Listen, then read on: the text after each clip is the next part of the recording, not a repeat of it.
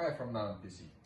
Today I'm glad to show you how to remove viruses from your computer, which is quick and easy function built already in Windows 11.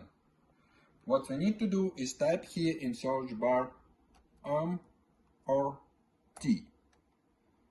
Yes, and run this command. Okay, now we need to wait a bit. Yeah, usually it's take 10-20 seconds. Okay, and we will have a questions about confirm. Yes, we need to choose yes. And MRT stands for malicious removal tool. This one. We click next. Quick scan, for example. Next. And that's it. Computer will do it itself. That's all what you need for the moment.